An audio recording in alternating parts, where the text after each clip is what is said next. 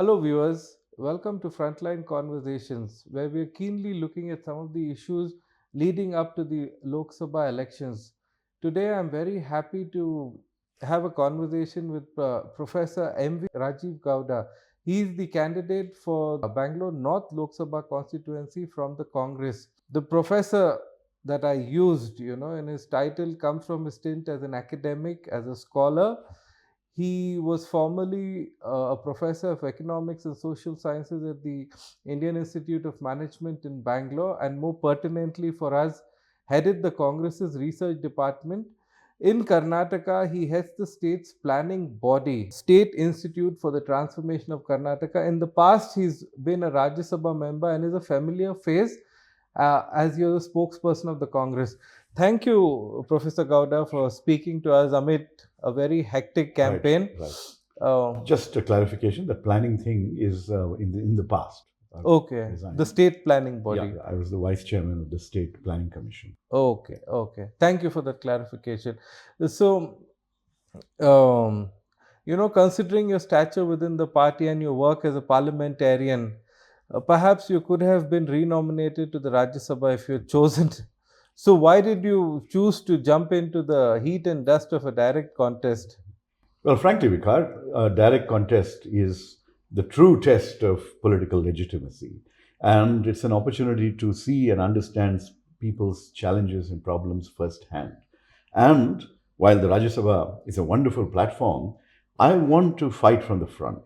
I feel that there are numerous challenges facing our democracy, and it's about time that people who can win an election need to step forward and take that harder, tougher route to ensure that they add additional seats to the party's tally overall.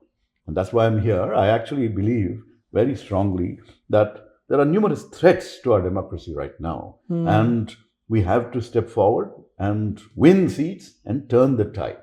That's why I've stepped forward myself. So it's interesting that you mentioned the threats to democracy. Do you want to elaborate? Would you care to elaborate? What do you mean? Sure, you've seen that in the last few years, democratically elected state governments have been continuously destabilized and, and basically replaced by defectors and others. You've seen this whole farce of electoral bonds, where literally an extortion racket was being run, where the government would send the ED to some person and then or some company, and the next day the company would contribute electoral bonds to the ruling party. You've seen that institutions that are supposed to be independent, whether it's constitutional bodies, including the EC and the Supreme Court, as people say, as well as bodies like the Enforcement Directorate, Income Tax Authorities, the CBI, all of these are being misused by the government to target the opposition, target anyone. And then the moment they switch over to the BJP, that washing machine takes care of all their cases and they get absolved of the charges. Worse, have you ever come across a situation where the leading opposition party's accounts are frozen just before an election and preposterous amounts of fines are levied on them? Basically, all these are signals that there's something massively worrisome that's going on, and it's important for us to push back. The leadership of the India Alliance has often stated has said that this election is extremely crucial because the Constitution of India, the very idea of India, the nature of the country is in peril. Would you agree? I would think so, because see, fundamentally, the BJP and its parent, the RSS, have had a very clear vision that the constitution as it currently stands is not something that they respect. They are not interested in the inclusive idea of India. They're not interested in inclusion in the context of religions, respecting multiple religions, taking care of people who have fallen behind. None of that. And their agenda is a different kind of an India. We have to push back. This constitution, which Dr. Baba Sahib Ambedkar, Prime Minister Nehru, inspired by Mahatma Gandhi and Subhash Chandra Bose and others, this is a constitution that has stood the test of time, that has allowed all of us to come together and live in harmony. It has ensured social justice, it has ensured women's empowerment, it has ensured transformation of the futures of scheduled castes and tribes. That sort of a constitution is something to be cherished and strengthened, not replaced by some parochial idea of one religion dominating over everyone else. Yesterday, the top leadership of the BJP, including Prime Minister Modi, released the manifesto of the party. I don't know if you got a chance to No, I look didn't. at it, I didn't. but the emphasis is that the on Modi ki guarantee, in the sense that the Prime Minister is personally assuring each and every voter that he guarantees everything that's stated in the manifesto.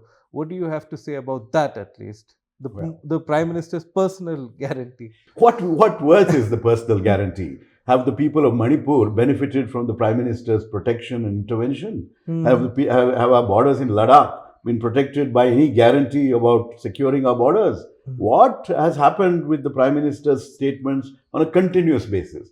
Before an election, there are all these grand announcements. Did you Hmm. get that 15 lakhs that was promised 10 years ago? Did the youth get the 2 crore jobs that were promised every year? Hmm. What you got instead was demonetization. What you got instead were rackets like electoral bonds. So, the same person who criticized our Karnataka Congress government's guarantees has Hmm. now hijacked the same idea in a very copycat fashion, added his name to it. When that name has little credibility anymore because they Hmm. have not delivered, right? Hmm. Why are 83 crore people getting free food in India today if he Hmm. has delivered such a fascinating and growing economy? Those are the questions you need to ask. Otherwise, the drama continues, the marketing machine is in overdrive.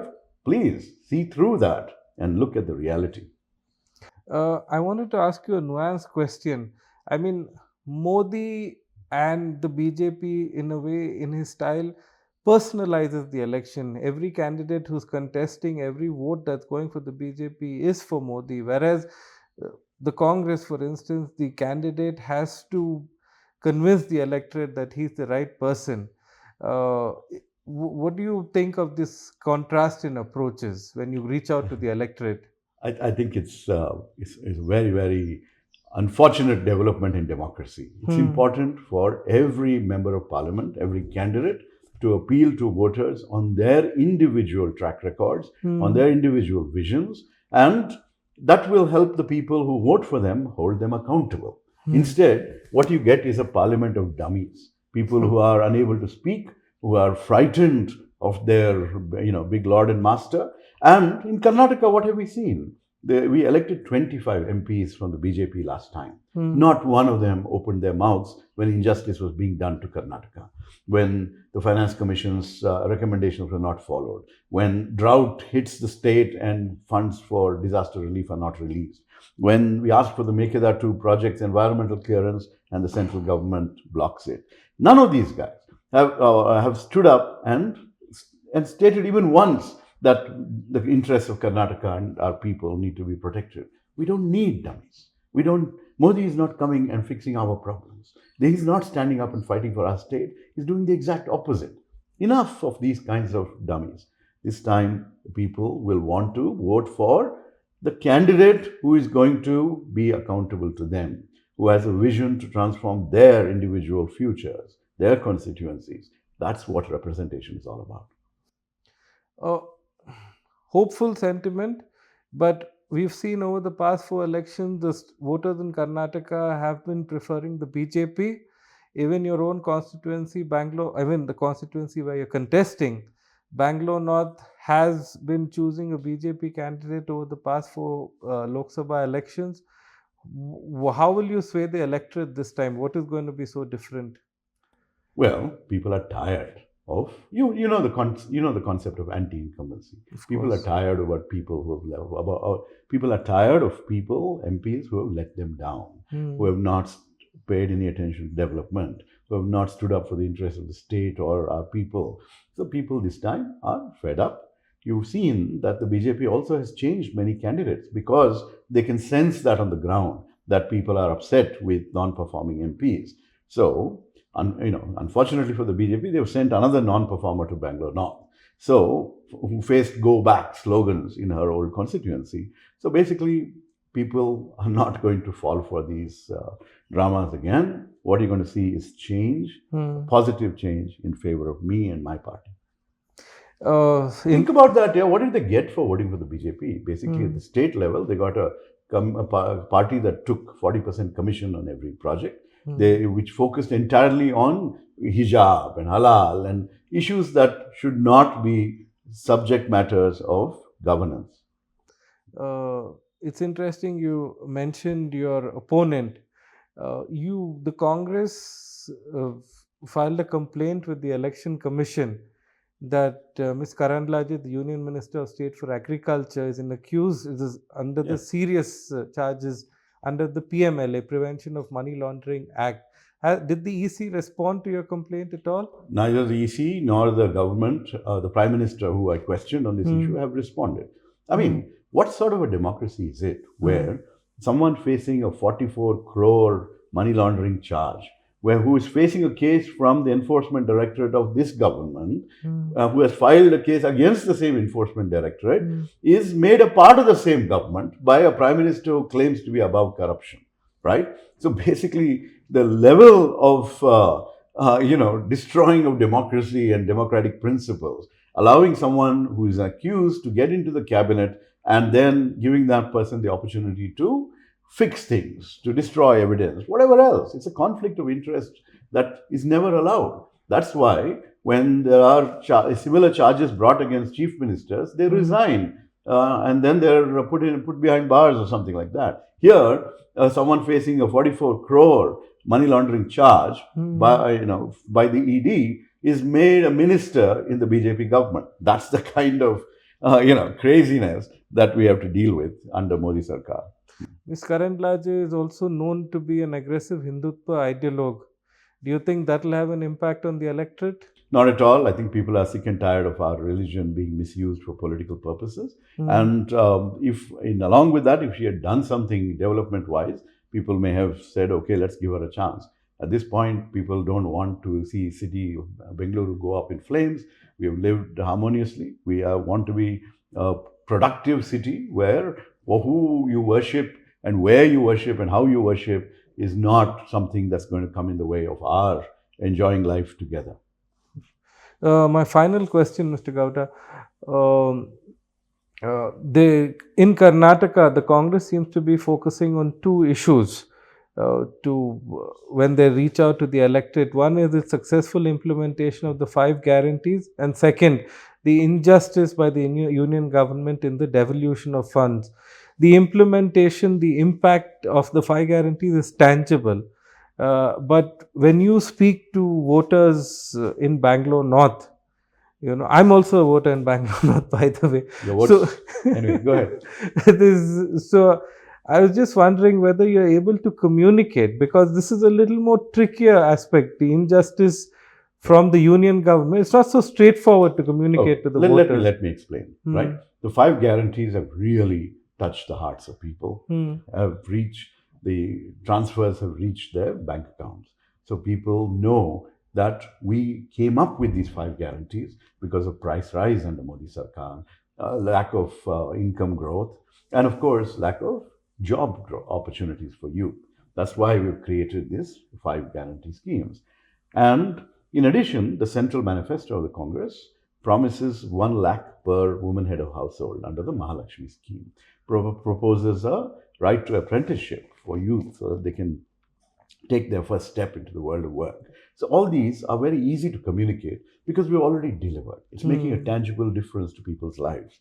At the same time, when we talk about injustice to the state, the details of these projects and the finance commission, those are not things that are understandable so easily. Correct. But what is understandable is the concept of injustice. When we say that the central government, the BJP, has done injustice to Karnataka, that resonates with people. I speak a little more strongly. I basically say, when the central government continues to do injustice to Karnataka in multiple ways, then anyone who supports the BJP in Karnataka is an anti-Karnataka voter. That is something that people understand. That if you vote for the BJP, you're voting against the interests of your state.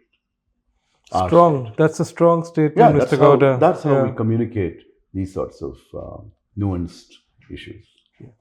Thank you so much for your time. You said you're a Bangalore North voter? Yes. Well, I will spend a little more time with you Yes. and tell you about what all I've done for Of Bangalore course, North, yes, what all please. I would like to do for Bangalore North, whether it is solving traffic challenges. I've already introduced metro feeder buses. I've been someone who's pioneered the suburban rail project.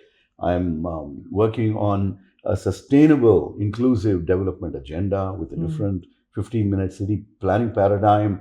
We're working on making sure that green and blue, greenery, nature, and water are preserved and enhanced, that we put in place the kinds of measures, whether it's rainwater harvesting, whether it's multiple pipelines, recharge of groundwater, multiple pipelines for potable water and reusable treated water in apartments especially. So, there's a lot that all of us need to do. But as a government, as someone who headed the Planning Commission, I've been at the forefront of a new planning paradigm that will ensure that we don't go down the path of other cities that are facing terrible environmental consequences like air pollution, that we push people more into public transport. I'm about to go by metro now. And basically, we are focused on climate resilient growth. These things should matter to people. And then, of course, I have many years of mentoring youngsters and helping them with their career paths, women especially, led women leadership programs, at IIM, these sorts of things.